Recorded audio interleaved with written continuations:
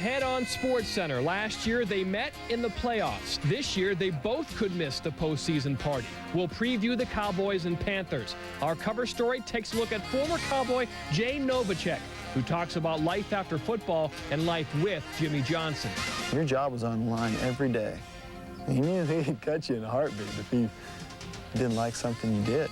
Jimmy's new team, the Dolphins, are tied for first with the Patriots. We'll talk to Dan Marino about Miami's rise to the top. On the court, the Jazz hum a new tune as Utah welcomes back its floor leader. In Baltimore, Brady Anderson decides to stay in the Orioles' nest, while in Cleveland, Marquise Grissom flies the coop. Don't fly the coop on us. SportsCenter is next. And good evening. Welcome to SportsCenter along with Chris McKendry. I'm Bob Lee. John Buccigross will join us in a bit. We've got late news on Latrell Sprewell, but we begin with a baseball team that really has pioneered the way to run a front office in the 1990s, and they're still at it. And then some, I'd say. In a steal, they bring back their steals leader, plus there is a big surprise guest at today's announcement as well. But it's Marquise Grissom, who along with David Justice led the Indians to the World Series and was a force in the Indians' post-Albert Bell happy clubhouse. He's the odd man out as Kenny Lofton agrees to return to the team that traded him just last season. Only in the world of baseball. Today, Grissom and pitcher Jeff Juden were traded to Milwaukee for pitchers Big Ben McDonald, Ron Vallone, and Mike Fetters. Fetters was quickly sent to Oakland for pitcher Steve Karsay. The 6'7" McDonald, a power pitcher with a big breaking curveball, made just 21 starts last year due to shoulder injuries. He was 8-7 with an ERA just over 4, Cleveland's his third team. Grissom, who had a better and healthier season than Lofton, batted .262 in the regular season and .360 in the World Series. He signed a $25 million contract just last May. As for Kenny Lofton, the Indians' career steals leader returns to the club. He agreed to a 3-year, $24 million deal, significantly less than a 4-year, $40 million deal he rejected just last year prior to being traded to Atlanta. And here's the surprise. Dwight Gooden signs today with Cleveland, a 2-year deal worth $5.6 million. Gooden was unhappy last year at the Yanks as he bounced around their rotation. I'm glad to be back where I belong. Everyone knows I belong here. I know I belong here, and hopefully I'll be here for the rest of my career. I'm doing real well. I feel real strong, shoulders fine. During the season, once I finally got on rhythm, I had a setback. I had a hernia operation in April, and once I got back in the rotation and pitching well, unfortunately the season came to the end, you know, when the Indians knocked us out. But I feel just as good as I ever felt, and I'm looking forward to spring training and starting fresh with the Indians. Ben McDonald is certainly a front of the rotation starter that we needed. And you put that together with, obviously, with Doc and Chuck Nagy and Jared Wright and Chad Ojay and Steve Karsay and Bartolo Colon, we have been able to replenish the depth of pitching as well as the quality. And the bottom line is today, Cleveland signs Kenny Lofton and picks up 4 pitchers, including Doc Gooden and Ben McDonald. More baseball. You know, at one point, the Atlanta Braves are offering Brady Anderson $7.5 million a year over 4 years. Well, today, Brady Anderson signed for well over $1.5 million a year less. But more importantly, Anderson re-signed with the Baltimore Orioles. At the age of 34, Anderson got a 5-year, $31 million contract from owner Peter Angelos after a series of restaurant meetings between the two. Soft talk, candlelight, pine tar. Bottom line, Anderson, even after a dip in homers down to 18 last year, stays in Baltimore because they came through with 5 years. That includes $6 million in deferred money. If only Davey Johnson had this sort of relationship with Peter Angelos. I told him about the Cleveland deal, and I said, I think we should get something done now. And so we argued for about 40 minutes. And he finally said, listen to me, Brady. He goes, I'm going to make you one more offer. If you don't accept it, I'm never talking to you again. So I kind of listened up, and was kind of curious as to what he was going to say. And then right after I go, you're never going to talk to me again if I say no? He goes, well, I'll still take you to dinner, but I'm through negotiating with you. I think Brady can pick up a check or two. What is the market value for a center fielder? Well, Anderson resigns for less than what the Braves would have paid, maybe also the Indians. Kenny Lofton returns to the Indians for $2 million a year less than what he turned down from Cleveland last year. What's the market value for Bernie Williams, who wants $10 million a year from the Yankees, and George Steinbrenner has taken a blood oath to not pay 8 digits. Williams a free agent next winter. Other news today, the Devil Rays, spending judiciously, have snapped up free agent Paul Sorrento, 2 years, $5.75 million, after 31 dingers in Seattle, giving Tampa Bay power along with Fred McGriff in their first season. 2 hours before the deadline last night, Paul Molitor deciding to stay in Minnesota rather than dicker with the O's and the Blue Jays. $4.15 million, a raise of over $500,000 for Molitor. Good pickup for the Dodgers today. They signed free agent shortstop Jose Vizcaino, 3-year contract. He'll replace Greg Gagne. He had a career offensive year in '97 with the Giants, did Vizcaino. He's the 5th best shortstop fielding percentage last year in the National League. The Cards keep a veteran, Gary Gaetti at third, $1 million as a base. $1.1 million in possible incentives. Eck going home to New England. Peter Gavin's reporting. 42-year-old reliever Dennis Eckersley has agreed to a 1-year deal with the Red Sox for $1.8 million. Mike Stanley joins his 3rd American League East team in the last 2 seasons. $6.15 million over the next 2 years with Toronto. Tony Fernandez back in Toronto to play second base, returning from the Indians. $2 million next year. $2.2 for 90-90. At $286 for the Indians, and the Blue Jays need that. Kevin Elster, traveled and traveling back to Texas, where he started in '96. He had a '97 in Pittsburgh that was curtailed by a number of injuries. Chris?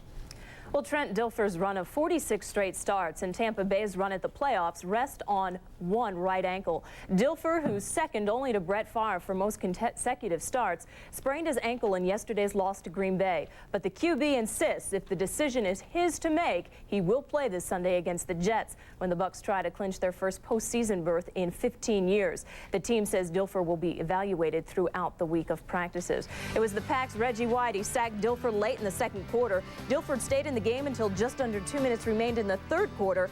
Steve Walsh took over, and he was shaky. Seattle's Warren Moon left in the fourth quarter of the loss to Baltimore with cracked ribs. He's doubtful for the game in Oakland. Before the injury, he did set a franchise mark for completions in a season with 297. The Seahawks also lost starting linebacker Winston Moss to a neck fracture in the first quarter of the game. No neurological damage, but he is out for the season. And the Giants have a loss. Tyrone Wheatley had an MRI this afternoon. He's doubtful for Sunday against the Washington Redskins. The running back severely sprained his left ankle when Mike Mamula fell on him in the first quarter of the win at the Vet. Also yesterday, in the win over Buffalo, Bear running back Raymond Harris broke his left leg in the third quarter. He'll need about 4 months of rehab. It's the same injury that sideline teammate Rashaan Salam. And Viking Chris Carter caught 3 passes and 2 for touchdowns despite a broken left ring finger in yesterday's loss at San Fran. He will play Sunday, but he won't do much catching this week in practice until Friday. They played 11 months ago when they were princes of the football world. Now the Cowboys and the Panthers are NFL paupers. They're each 6-7. With only the Cowboys having a realistic postseason shot, and it's a sliver of a chance. So much of a long shot that Michael Irvin last week was carrying around a sheet of paper with the playoff possibilities and the schedules and the standings. He's trying to figure out who to root for. Well, it's real easy. They've got to win the division. The Cowboys must run the table. The Skins must beat the Giants next week, and the Eagles beat the Skins the week after. Run the table. When last seen on Thanksgiving, the Cowboys are being carved up in a foul encounter. But tonight, this team, teetering on the edge of disaster all year, will fall into the abyss unless they win. We're still pretty alive. You know, everyone's around here pretty, confident that we can, run the tables with these last 3 games and get it done and, hopefully get a chance at the playoffs. So, we still want to take on that attitude that we're still in it. I think other teams around the league are sick of us still having a shot. I mean, I think at this point, a normal year we'd be out of it already. But we've sort of been the team that has 9 lives because when it looks like we're done, somehow we get back in the thick of the action. Deion's not playing tonight. Troy Aikman is with his dodgy back, and later a report from Texas Stadium on Aikman's back, Deion's rib. Leon Let's return. What could be the last stand for the Cowboys this year that's coming along later in SportsCenter. It's a habit in Chapel Hill. Remember a couple of months ago, basketball coach down there, a fellow by the name of Smith, retired, and they kept his job in the North Carolina family. Today, after making a run at Georgia football coach Jim Donnan, the Tar Heels hire their defensive coordinator, Carl Torbush, to succeed Mack Brown as the head coach of the Heels. Torbush had run the UNC defense for the past decade. Dreams do come true. No way in the world did I ever think that I would have the opportunity to be the head coach at the University of North Carolina. Carolina is what I believe in. That's the reason I've stayed here for 10 years and plan on staying the rest of my life. I can promise you the only way that the University of North Carolina will get rid of Carl Torbush, they will have to run me off. Well, he was in Texas over the weekend, speaking with Mac Brown about a possible job on the new Texas staff. But Torbush, well, his Carolina defenses have been in the top half dozen nationally for the last 3 years. Chris? Well, an exhausted Karl Malone might disagree, but the Jazz have fared reasonably well without John Stockton. Hey, they're just a game out of first place in the Midwest Division. But for a defending championship team, reasonably well won't cut it. And the point guard, who's been out since October 13th knee surgery, will return tonight against the visiting Pacers. It's 8 weeks exactly since Stockton had surgery. Doctors said he would miss 8 to 12 weeks. Stockton, who played 609 straight games prior to this year, resumed practicing with the team a couple of weeks ago. Today, Coach Jerry Sloan talked about how much playing time Stockton can expect. That's going to be a pretty touchy situation as to trying to deal with John in that situation. We don't want to go too long with him, and that's what Mike and I guess the doctors will be there watching and see what happens. That's what we all look forward to, getting him back on the floor and go from there. Well, while he's been gone, the Jazz got to look at the point guard of the future, Howard Eisley, and he fared quite well, averaging over 10 points a game and just under 6 assists. Trouble is, of course, Stockton averages closer to 10 assists a game or more. Eisley's strength is the three-point shot, and his 57.1% leads the NBA. Bob? Latrell Sprewell begins the public part of his rehabilitation tomorrow as he conducts a press conference at which he is expected to publicly apologize to P.J. Carlesimo. Also at Sprewell's side tomorrow, his agent, Arn Tellem, Billy Hunter of the NBA Players Union, and attorney Johnny Cochran. Sprewell is under a 1-year NBA suspension for his attack last week on Carlesimo. The event has captivated national attention on player behavior, with the suggestion from some that race played a role in the NBA discipline. David Aldridge reports tonight that Sprewell and Carlesimo have indeed spoken on the telephone, and that Sprewell has offered his private apology, something he did not do in an extensive public interview last week, 2 days after the attack. We will have more later on SportsCenter on Sprewell's campaign to appeal his 1-year ban. Well, the Dallas Cowboys have won 3 of the last 5 Super Bowls, and on this night, as they fight to keep alive their slight playoff hopes, our cover story focusing on the tight end, so much a part of those 3 titles. Jay Novacek, an incredibly candid talk with a retired Cowboy who points the finger at the man he believes most responsible for the franchise downfall. And Novacek also tells Chris Mortensen exactly how much he has withdrawn from football. You haven't seen a play, either in person or on TV this year, have you? I watched a little highlights of, I don't even know what game it was. And that's hard.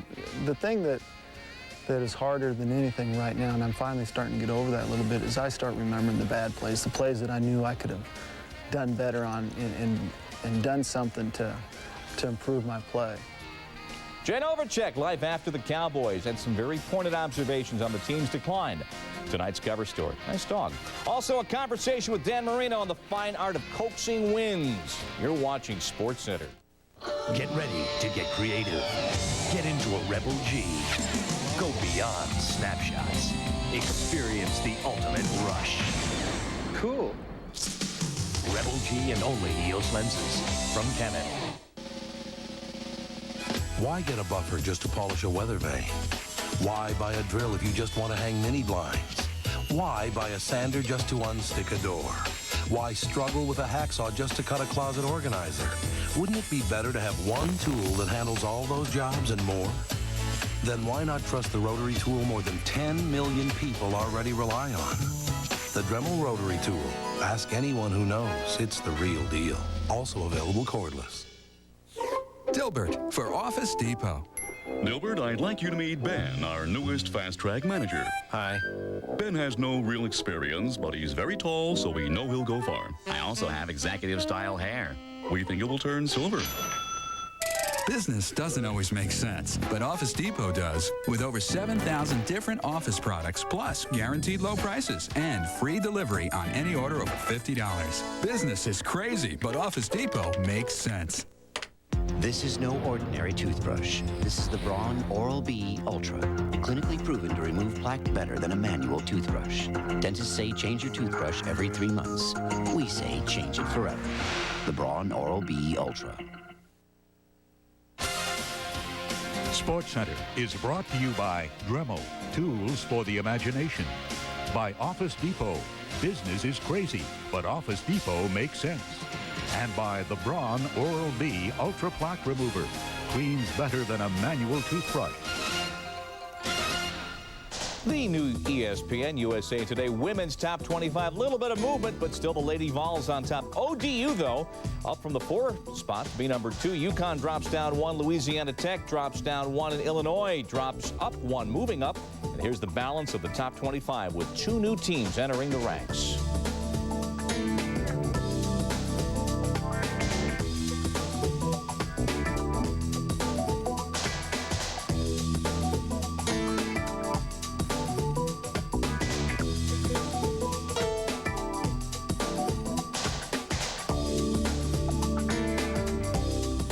On the men's side, 4th-ranked Arizona faces Baylor tonight. Tip-off 7 Eastern in about 15 minutes on the Deuce. It's Baylor's first national TV game in the 1990s.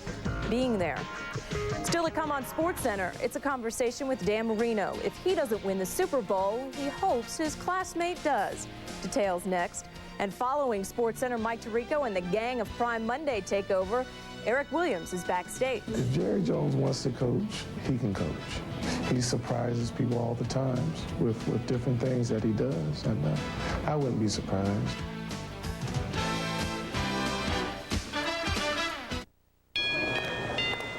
What do you mean it's out of stock? Hey! I saw it first! Pardon me, are you a sales clerk? Excuse me, do you work here?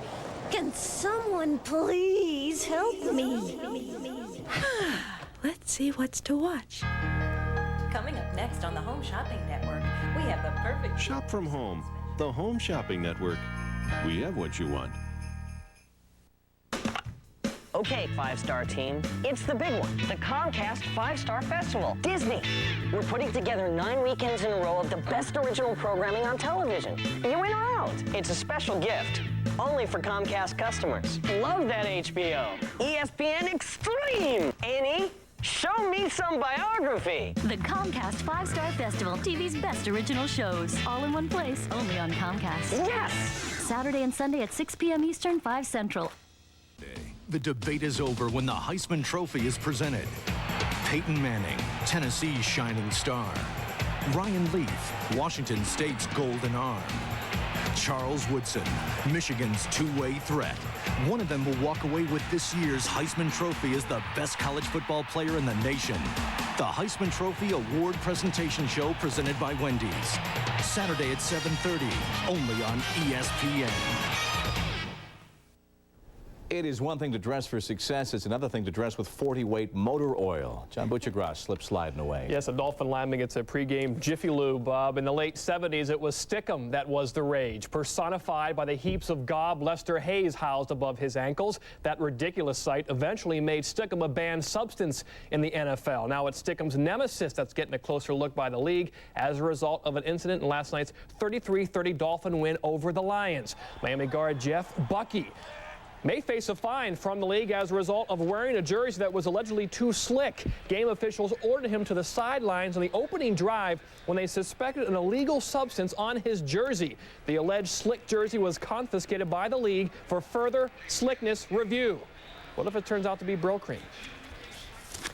He is 36 years old, 16 TD passes away from 400. A father of 4, has a single-digit golf handicap, and was a 4th-round pick of the KC Royals as a 17-year-old.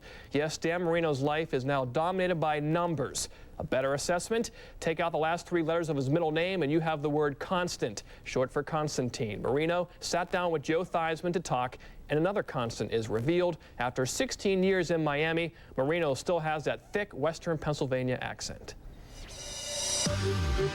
I think that we're happy, with the direction we're going in. Obviously, we'd like to be in better shape than we are, but I think if we can take care of our own business, we're going to be in pretty good shape going into the playoffs. Getting around this time of year, everybody says, hey, you want to get in position to get into the playoffs. You get into the playoffs, you have to be able to run the football. Is this football team in a situation now where they are capable of being able to run the ball? Well, we've always tried to run the ball, and I think we'll continue to run the ball. And there'll be times when, you know, obviously we're not going to run it real well, and it's been a case here for a lot of years, and we're trying to improve on that. And for us to be a team that can be consistent, you know, throughout the year and to get into playoffs and win, I think that we have to be able to run the football well. Is it truly a football team now that's trying to seek more balance?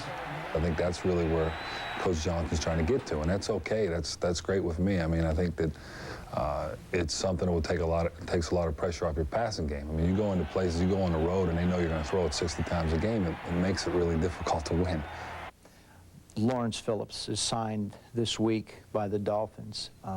When you look at that circumstance and situation as a player, is he a risk for this football team? As far as Lawrence is concerned, I think he deserves a second chance, and I think everybody does. And so far, he's been great. He's been here working hard, and you know, Coach Johnson feels like he bring a guy in, and if he does well, fine, and if not, you know, it's nothing that really has hurt the team. Sit! 180! 180! Ace! Ace! Ace! Ace! I talked to John last week. We had a chance to talk about the class of '83, and you two guys are the ones that are sort of left. He said, but now, after all these years, you sort of look at one another and are rooting for the other guy, saying, come on, Dan, hang on, let's go. Do you feel that same way with John? Yeah, I do root for John. I want to see him do well. And I wish, you know, sometime down the line, maybe this year or next year, we could play against each other and have a chance, one of us have a chance to go to the Super Bowl and win. And who knows, maybe it could be this year. Danny Boy made the best of his time on Sunday night against Detroit, especially as the clock wound down in both the first and second halves. In the second and fourth quarter, hurry-up offenses. Marino was 4 for 4, both resulting in field goals. The second one, Olindo Mare's nothing but net 42-yard field goal to win it. Ahead on SportsCenter, the 6 and 7 Cowboys are in grave danger of missing the playoffs. Can they be saved by the return of Leon Lett? Also ahead, what's the next move for Latrell Sprewell? David Aldridge reports on that and other inside hoop news on his NBA beat next. Listen up. I have been to the edge and back, and I will tell you what I've learned. What I have learned is you don't need outer crust. Introducing the Edge Pizza from Pizza Hut, a new pizza with no outer crust, so the toppings go right to the edge. Mushroom right to the edge. Pepperoni and sausages right to the edge. I have been to the edge and back. Join me. 16 pieces of pure pulchritudinous toppings. Have you been to the edge? You like the way you feel when you get what you need. Like the key to your heart, like a break in the weather. You deserve someone who's always there.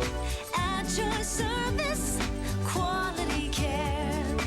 Quality Care Service from Ford and Lincoln Mercury dealers. This is Mike Tirico. Prime Monday comes up after SportsCenter. It's a do-or-die game tonight. We'll preview the Panthers and the Cowboys. We'll look back at one of the greats of the Dallas Doomsday defense, Ed Too-Tall Jones, and Leslie Visser backstage with Cowboy All-Pro offensive lineman Eric Williams. Plus, on the show, we'll debate which team has been the most disappointing in '97. Log on to the ESPN Sports Zone right now. Cast your vote. We'll tally it up for you on Prime Monday at 7:30 Eastern. Well, I guess so far Jason Arnett's season could be considered a disappointment. After scoring 3 goals in the first 2 games, he went 24 games without a goal. In addition, last night in Chicago, he separated his right shoulder. The Oilers center will miss the next week to 10 days. He played in 78 games and finished second to Martin Brodeur in voting for Rookie of the Year in '93-94. But since then, he has not played in more than 67 games per season. Latrell Sprewell is, at the moment, rightly or wrongly, the symbol of the modern out-of-control athlete. 5 years ago, Sprewell was drafted out of Alabama by Don Nelson at Golden State. Nelson, in the tumultuous NBA world, is now back on the Dallas bench as head coach of the Mavs. Today, he told Chris Myers in an up-close schedule to air tomorrow that his experience with Sprewell left him believing that the 27-year-old guard had problems. But there's a definite lack of respect for authority there that he has to deal with. And I think he could maybe use some counseling or something like that, where whether it be team functions, which, you know, he didn't want to go to or show up, or things involved, you know, within the community team-wise, he kind of wanted to make his own decisions on that. And really, when you play a team sport, you can't do that. And I think that's a problem that he has, that he has to confront. The entire interview with Dallas GM and head coach Don Nelson tomorrow on Up Close with Chris Myers at 6 p.m. Eastern, right before SportsCenter. Sprewell's campaign for reinstatement. More now from David Aldridge on the NBA beat.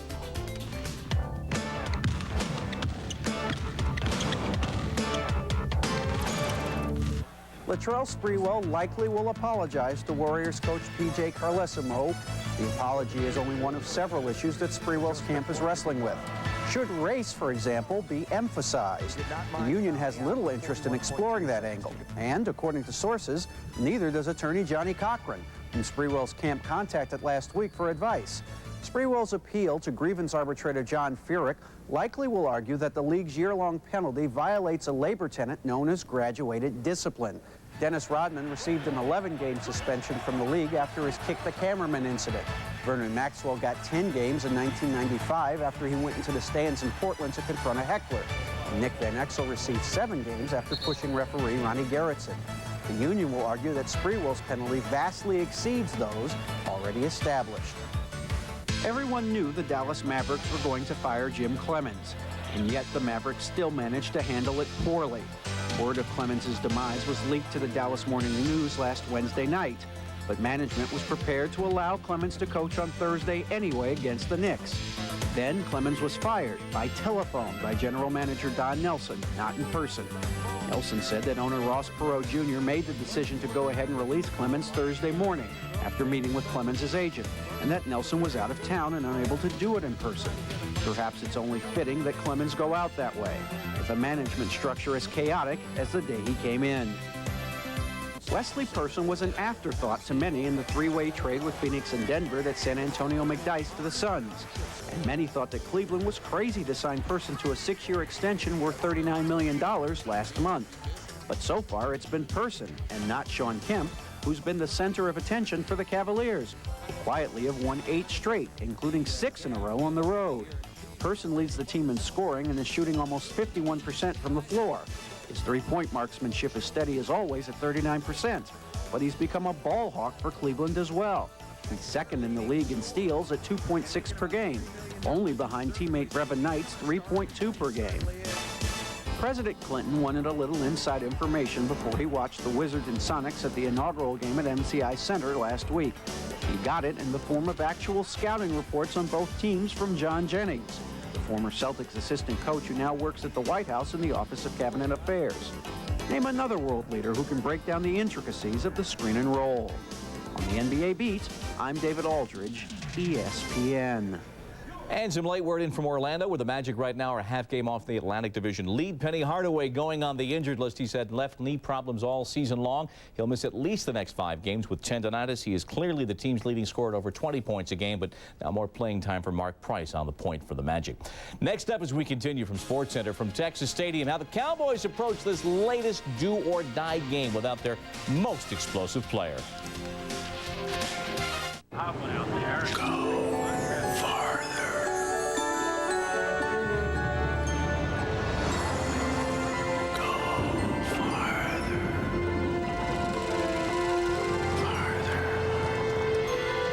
Completely reinvented 205 horsepower Isuzu Rodeo.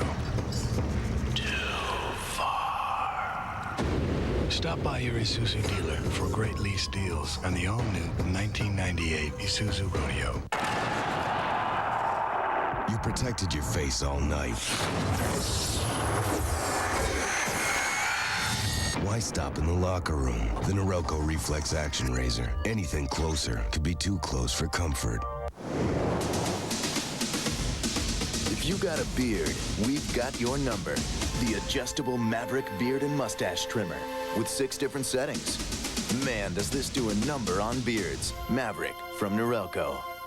Ben Franklin discovered electricity in the sky, but he didn't know that it could be found on ice. He never watched hockey, and now he's dead.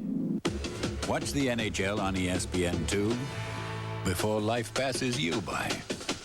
ESPN's Punt, Pass, and Sit. The ability to look off your opponent is an effective deception drill, enabling you to catch all the action of Sunday Night NFL while giving the impression you care.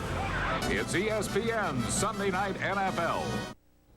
Let's Let's go to school. Q School, Haines City, Florida, qualifying school for the PGA Tour, leading wire to wire and also winning $30,000 in the bargain. Scott Verplank, so he reacquires his tour card. The top 35 in ties get the tour card for $97. The next 50 can play the Nike Tour. Well, we're halfway through the show, and let's recap today's top stories, beginning with baseball's big deal. The Cleveland Indians have traded Marquise Grissom and Jeff Juden to Milwaukee for pitchers Ben McDonald, Ron Vallone, and Mike Fetters. Fetters was then traded to Oakland for Steve Karsay. Grissom hit .262 with 22 steals in the regular season. McDonald started just 21 games because of shoulder problems. Grissom's expendable because Kenny Lofton's coming home. Cleveland's all-time steals leader agreed to a 3-year, $24 million deal. And the surprise in today's announcement, Dwight Gooden agreed to a 2-year, $5.67 million deal with Cleveland. He spent last season in New York very unhappy. And tonight, 8 weeks to the day after surgery, John Stockton's returning to the Jazz starting lineup against the visiting Pacers. More now on the growing federal probe of alleged abuses of Pell Grant money by scholarship college athletes. This is a case first reported by SportsCenter some 4 months ago. The investigation now includes the University of Texas at El Paso. Investigators subpoenaed the financial aid records of UTEP scholarship athletes and are conducting a joint probe with the Internal Revenue Service. UTEP athletes are already under IRS investigation for an alleged scheme to receive improper federal tax returns. That case was first reported by SportsCenter back in September. Tonight's Monday Night Football matchup is Carolina at Dallas. Both teams 6-7. Both teams with a must-win to keep scant playoff hopes alive. This game a rematch of last year's Panther playoff 26-17 win. The 6-7 Cowboys welcome back the 6'6" Leon Lett, who comes off a year's suspension after violating the league's drug policy for a second time. As Mark Malone reports from Big D, Lett's return highlights tonight's big game. Let there be hope. Leon Lett's return has given a glimmer of hope to the Dallas playoff chances. But what impact Lett will have after a 1-year suspension is as much a mystery as how the Cowboys remain in the NFC East race. Well, I think it's beyond statistically. It's emotionally. It'll be a big boost for the defense. You know, just to have his presence out there, it's very comforting. I know he's going to be flying around. He's got fresh legs, and our offensive line's ready for that challenge. The challenge for Dallas will be to win despite a number of injuries. Deion Sanders is out with a broken rib and will be replaced by Kevin Mathis. Emmitt Smith is a shell of his former self and has a badly bruised shoulder. Troy Aikman's bum back could go out at any time. And Pro Bowl right guard Larry Allen will be moved to left tackle tonight permanently in an attempt to shore up a shaky offensive line. Usually when I play against Dallas, I got to look Larry Allen in the face most of the day. So I kind of welcome the move. You know, he's tough. And as far as I'm concerned, he just very well may be the best lineman in the game. Yet neither of these two teams can be considered best bets for the playoffs. A loss tonight will end the misery for one and extend hope for the other, at least for one more week. The Cowboys are one of the few teams in the league that know what they'll be giving up if they don't make it to the playoffs. They know what the prize is. They have guys in that locker room that know what that feeling is like to win it all. I know what that feeling is like, and I know what it is you're giving up. Those guys are going to fight with everything they have. The battle to watch tonight is between Dallas wide receiver Michael Irvin against Carolina cornerback Eric Davis. Dallas has proved it can win without Aikman and without Smith. But if it's going to win tonight, it must have a big game from Michael Irvin. Reporting from Texas Stadium in Irving, Texas, I'm Mark Malone, ESPN. Thank you, Mark. The impact of a 7th-round pick out of Emporia State. With Leon, the Cowboys are a better team, allowing fewer yards per game and yards per attempt. Teams have been running all over the boys, from the Packers' 220 to the Oilers' 164 yards rushing. The Cowboys hope Lett can help stop the run tonight against Carolina. In historical terms, how important was Jay Novacek to Dallas's glorious decade? His story of injury and temptation is ahead. I wasn't around the Cowboys a whole lot as far as at practices and everything last year, because I knew I would have played. I knew I would have been out there. I would have saw my teammates out there working hard, and I knew I would have gone out there and played, and that scared me. It scared me a lot. Rich Gannon 4-1 since Elvis Grbac went down. What do the Chiefs do when Elvis lives again? And Cordell Stewart is the first QB in NFL history to throw for 20 TDs and run for 10. The AFC is a mess. Explanation next.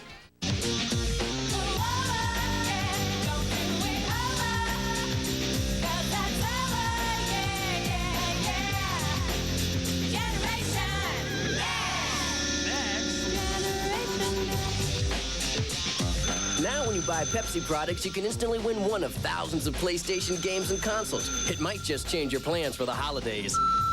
Hey, Santa, you're 6 hours late, and the reindeer and I are sick of playing poker.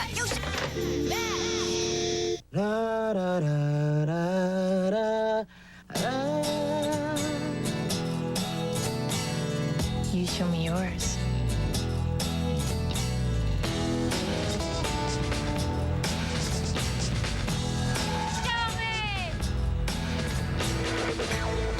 You show me. Show me your Tommy! Tommy, the real American fragrance from Tommy Hilfiger. Stylish. Discreet. Tiny. Motorola. Jazz. For complete word messages. For you to know. Now. Jazz. The smallest Motorola word messaging pager. Motorola. What you never thought possible. Freedom is not given, but there are moments when it must be taken. They were first detained off the coast of Long Island. The charge is murder. This is the most important case ever come before this court, because what it concerns is freedom, the very nature of man. Morgan Freeman, Anthony Hopkins, Jaimin Hunsu, Matthew McConaughey. A Steven Spielberg film. Amistad, rated R. Starts December 10th in select theaters and December 12th everywhere.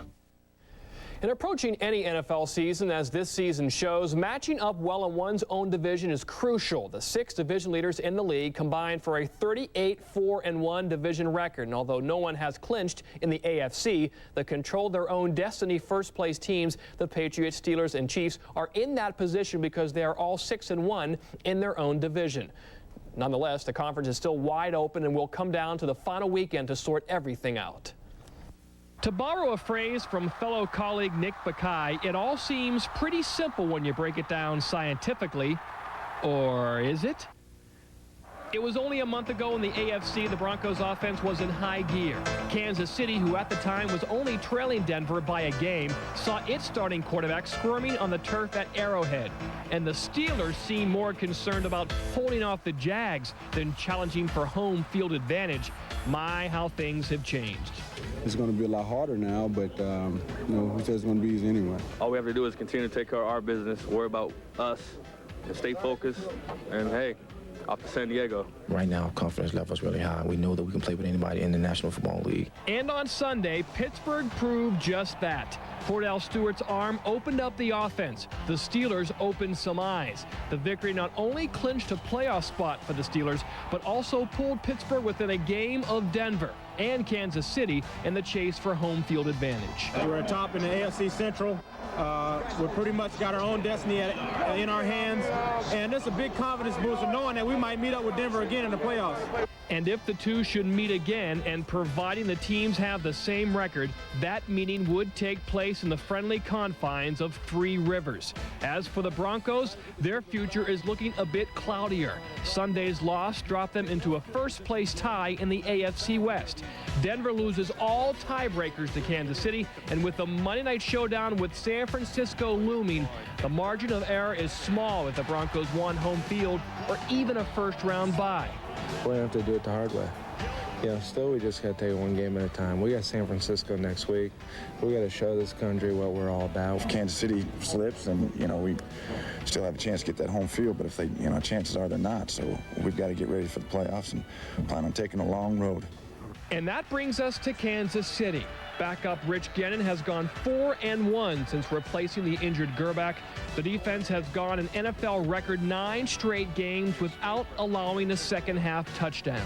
And while they don't have a Buss or a Davis to carry the load, the 4-prong attack of Greg Hill, Donnell Bennett, Marcus Allen, and Kimball Anders have kept the ride going for KC. Guys aren't jumping up and down in the locker room, and we want to finish this thing the right way, and we realize how difficult it is to play on the road in the playoffs. We control our own destiny, and we need to get home field advantage to control our own destiny, and we're on the road to do that. And this year, I'm pretty sure it's not going to be a letdown. 6 of these 7 make the playoffs. The Broncos, Steelers, and Chiefs have clinched a playoff berth. As long as the Patriots and Steelers win their final game of the year, they win their division. They play each other this Saturday at 4 o'clock in Foxborough. And again, if the loser wins their last game, they'll still win the division. The Jets lose tiebreakers against everyone. In the NFC, the Niners and Packers both have first-round byes. If the Niners win next week against Denver, they have home field throughout the playoffs. The Giants win the division if they beat the Redskins. The Bucs clinch a wild card if they beat the Jets. The Lions have a big one against the Vikings this week in Minnesota. All of which reads like that disclaimer at the bottom of those car ads. Your mileage may vary, but there are important questions tonight around the National Football League, so we dial up Chris Mortensen. Mort, let's look at Kansas City. Rich Gannon has quarterbacked them to 4 consecutive victories, including the critical one against Denver. Elvis Grbac is ready to come back in practice with Marty Schottenheimer. Who's going to quarterback this team? Well, Rich Gannon's going to quarterback this team for 1 more game, but as Grbac returns to practice this week, Marty Schottenheimer is on record. A starter at any position does not lose his job to injury, and he says that Grbac will start the season finale against the New Orleans Saints and continue to be the starter. You mentioned Gannon's impressive record, 4-1, including wins over the Broncos, as you mentioned, and the 49ers, a road game at Seattle, but you know, Marty's pretty adamant that he will not have a quarterback controversy, so you got to believe him. All right, let's come from the center of the country to New England. Very impressive victory for the Patriots, and you get a sense they really needed it. Only a couple of weeks ago, Pete Carroll was questioning Drew Bledsoe's ability to lead this team, and there are questions about Carroll's loose rein on this team. So what's the situation with the Pats? Well, you know, I think Pete Carroll needed that win yesterday even more than Drew Bledsoe. You know, I think when Pete Carroll raised that issue about Drew Bledsoe, he's trying to say, somebody asked him, shouldn't Bledsoe be a leader? And he says, well, Drew's not the leader on this team. Bruce Armstrong is. Whereas Pete Carroll, listen, if he had lost yesterday in Jacksonville with a couple games coming up against the Steelers and Dolphins, I really believe Bob Kraft would have taken a look at Pete Carroll's status as coach after 1 year. I'm not saying he would have been fired. I think he really would have given Pete a big review, and who knows, he still may. Once upon a time, the Seahawks were 6-4. They have lost 4 straight, including a loss to a bad Baltimore team. Is Dennis Erickson about to have the anvil fall on his head? I don't think there's any question about that. You have a new owner in place, Paul Allen, who went to the community and had them help build a stadium there. That's in the process, and the results are not there what they expected. I think Dennis Erickson is out without question, although their intent in Seattle is to hire a general manager first. Tom Donahoe of the Steelers has been mentioned as a leading candidate. Bill Polian of the Panthers, another candidate. And then, of course, the coach that everybody is trying to place in Seattle is the obvious one, George Seifert, the ex-49ers coach. Okay, unless he gets tired of playing golf. We'll see you in about 18 minutes, Mort. All right, Chris Mortensen getting revved up for NFL Prime Monday. You should, too, as we get set for the Cowboys and the Panthers. Backstage with Eric Williams, who will discuss the allegations made against him last New Year's Eve. The distant replay is Ed Too Tall Jones, and we listen in on our soundtracks to Pittsburgh's Levon Kirkland, all right after SportsCenter Prime Monday. And then 2 teams fighting for survival, only 1 seat in the lifeboat. Cowboys and the Panthers, ABC's Monday Night Football at 9 Eastern Time. He came oh so close to another World Series ring, and he's oh so close to another fork in the road. We've got more baseball news next, and also our Monday evening quarterback. Wasn't it just a couple of weeks ago Drew Bledsoe was under assault? We'll take a look at his game coming up.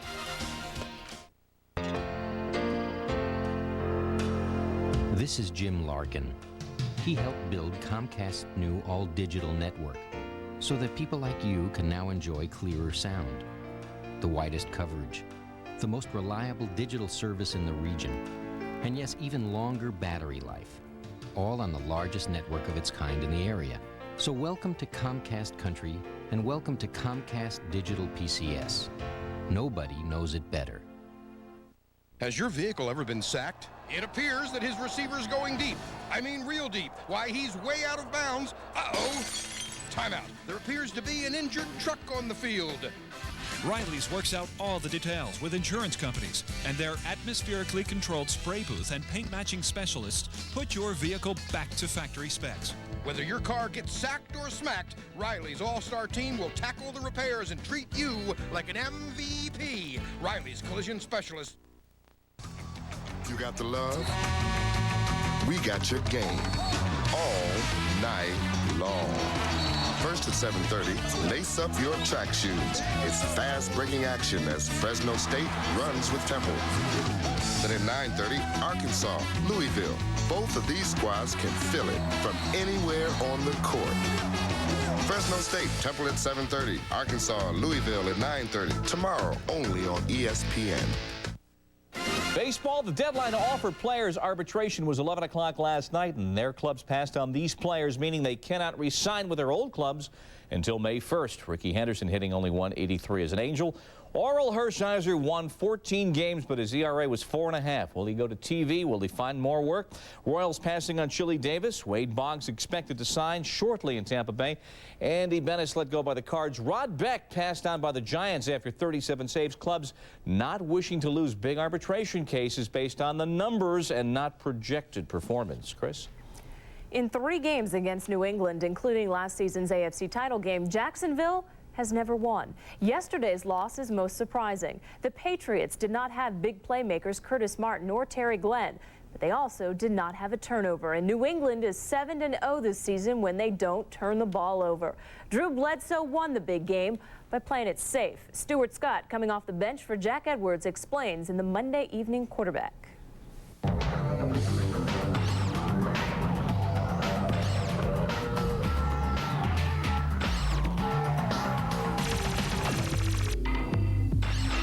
The one knock on Drew Bledsoe, he couldn't win the big one. Wrong knock. Sunday, Bledsoe carried New England to its biggest win of the season, ending Jacksonville's 13-game home winning streak.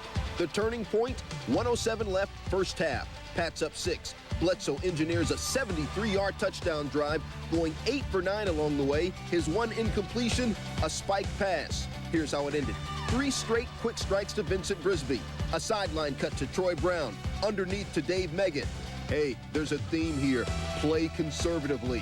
On the pass to Meggett, strong safety Travis Davis and outside linebacker Eddie Robinson are focused on Ben Coates. Too focused. No one picks up Meggett. The defense is stretched. Meggett's wide open underneath for a 9-yard gain, getting a block from Coates along the way. On the very next play, Bledsoe, Coates, open in the end zone, money. For all intents and purposes, game over. On a day when Curtis Martin was on the sidelines, when the Pats were able to rush for just 55 yards, Bledsoe delivered his 3rd straight game without an interception and put the Pats atop the AFC East.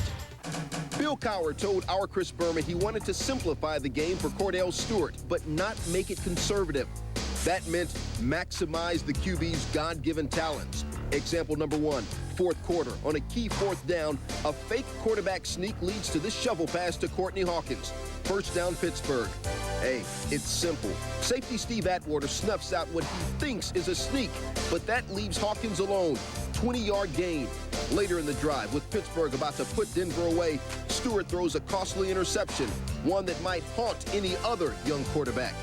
Down 4, John Elway, 43 career 4th quarter comebacks, more than anybody ever, cannot get 44. Stewart takes over and takes charge. Another key 4th down. George Jones lined up for a possible shovel pass or handoff. Defensive end Neil Smith thinks he sees it coming, but instead of using Jones, Cordell harkens back to his college days. Option play, a gain of 19 yards. Cowher has played to his young quarterback's strengths. Then the clincher. With Tim Lester, the lead blocker, all eyes are on Jerome Bettis. I mean, why not? The bus already over 100 yards. But Will Wolford's diagonal block clears room for Stewart. Touchdown Pittsburgh. A simple but innovative game plan. Stewart came into Sunday having thrown for 200 yards only once in his last 5 games. He had 232 yards and 3 touchdown passes in the first half alone of this one, and for the 2nd time this season, he accounted for 5 touchdowns, 3 passing and 2 rushing.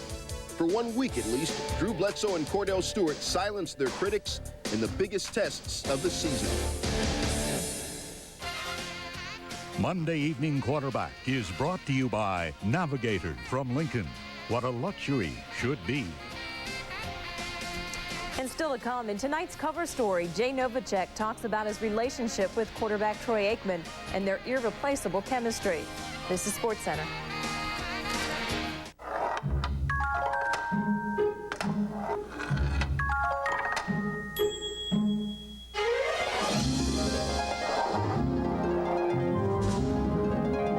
The new 32-valve front-wheel drive Continental from Lincoln.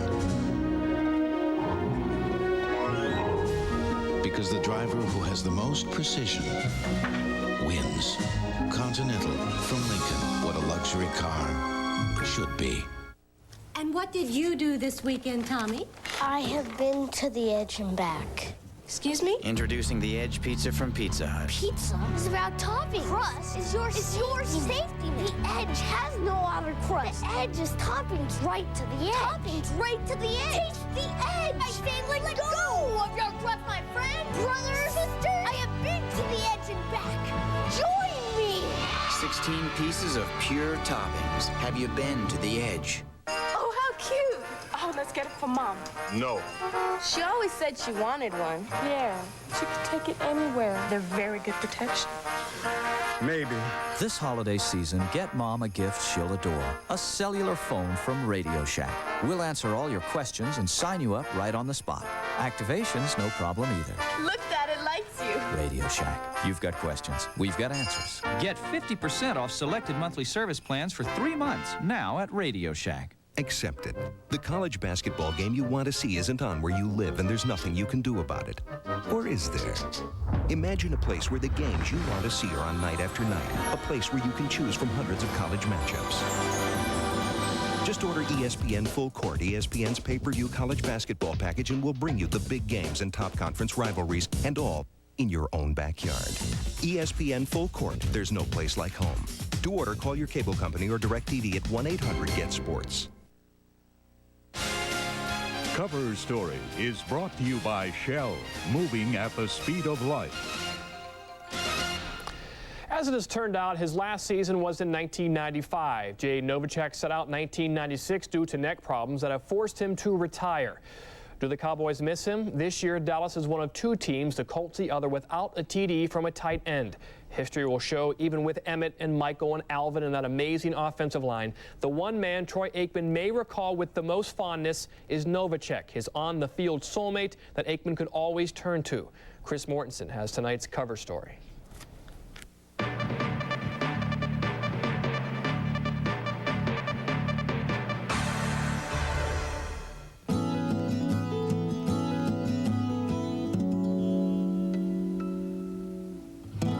Times when I run a route and I turn around and I can't see Troy, all I see is this little hand and the ball come out, and I know he can't see me. There's absolutely no way he can see me. And I'll come back and I say, how'd you know I was there? He said, I knew you were going to be there. I said, I didn't see you, I just knew you were going to be there. And to me, that's the most exciting thing out there on the field.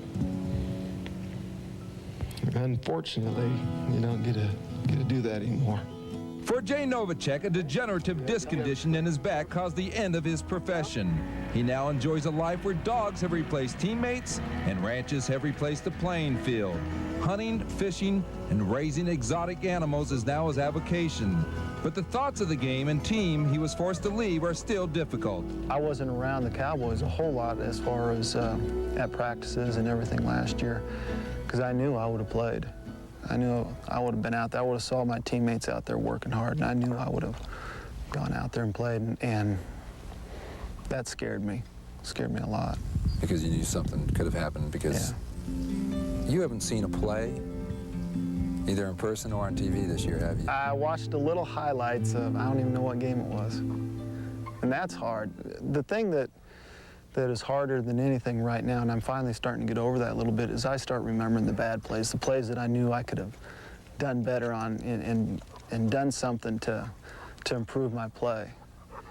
And I've talked to a lot of retired players, and they say that happens, but eventually you'll figure out that there's also some good plays that you did, and you'll start remembering them. But right now, I don't know of any. One thing he does remember is the intensity of the Jimmy Johnson regime, an intensity that could be a large reason for the quickly declining Dallas Cowboys. We went through extremely tough training camps when Jimmy was here, extremely tough. After about 2 weeks, I turned to Daryl Johnson. I said, this will never be an old team if we keep playing like this and practicing like this. Because it was a game every day. Your job was on the line every day. He knew he'd cut you in a heartbeat if he didn't like something you did. So short term, that's great, but long term, Jimmy's style takes its toll. Yeah. And I'm pretty sure he knew that.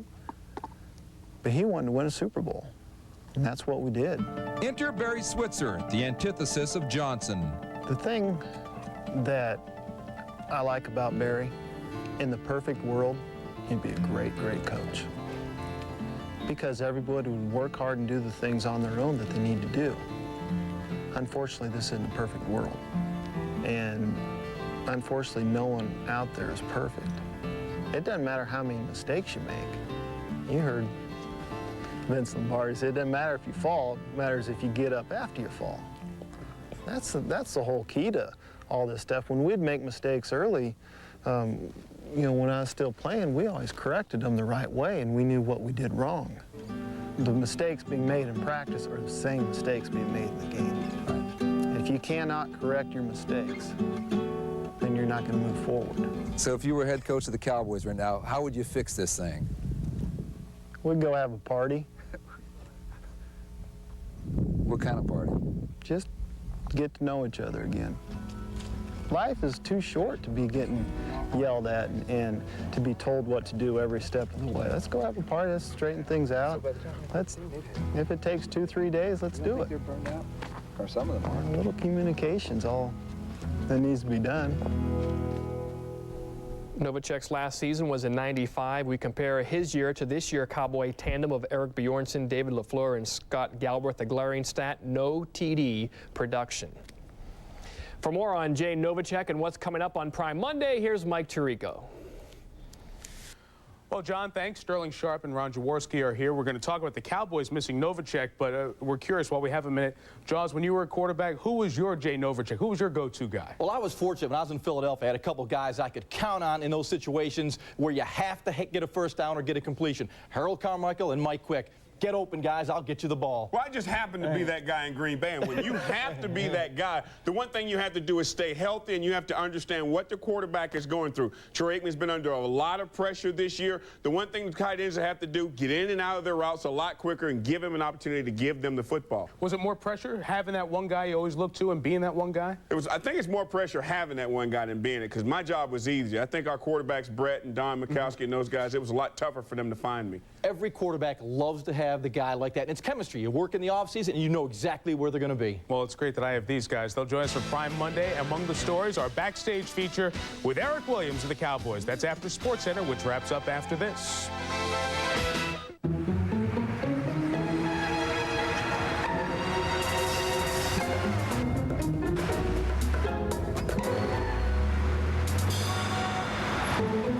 What if you could get what you wanted automatically?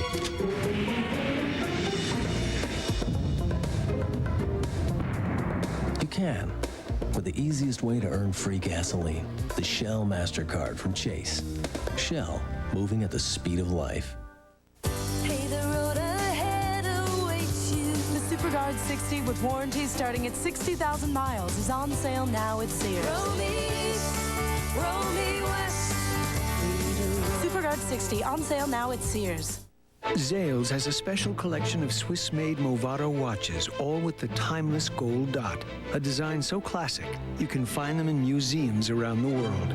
And now, at Zales, the Diamond and Holiday Gift Store.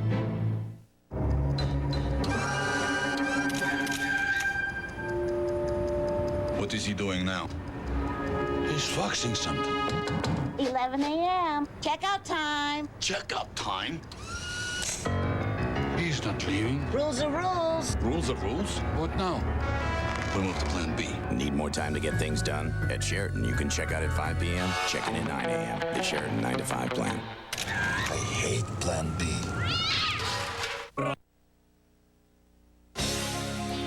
SportsCenter is brought to you by Sheraton Hotels and Resorts and by Zales, the Diamond and Holiday Gift Store. Number 3, Kansas against Fran Dunphy's Penn team. Would it be a miracle night? And Garrett Kreitz takes it out beyond the NBA three-point line, and Penn is only down 6, 20-14. And then Ryan Robertson finds T.J. Pugh for the tray. problem. Roy Williams says, guys, let's use our heads. We are only up 4 at this point. Paul Pierce, Rafe LaFrenz, little turnaround. Jay gets the bounce. 15 in the first half. It was close at the intermission with 8 minutes to go now. Kansas has opened up a 71-53 lead. Kansas in December has a 17-2 mark. Our top stories today. AL champion Indians very busy trading Marquise Grissom to the Brewers, getting Ben McDonald, reacquiring Kenny Lofton, a free agent, and signing Doc Gooden. And John Stockton will start tonight for the Jazz. That is exactly 8 weeks after surgery on his knee. He's back in the starting lineup. And thanks for watching this edition. Next show, 11:30 tonight with Dan Patrick and Kenny Mayne. For John Buccigross, I'm Chris McKendry. And I'm Bob Lee. Next up, NFL Prime Monday. To get you set for the big game tonight, we've got Mike and Sterling and Ron Jaworski all standing by. We'll see you.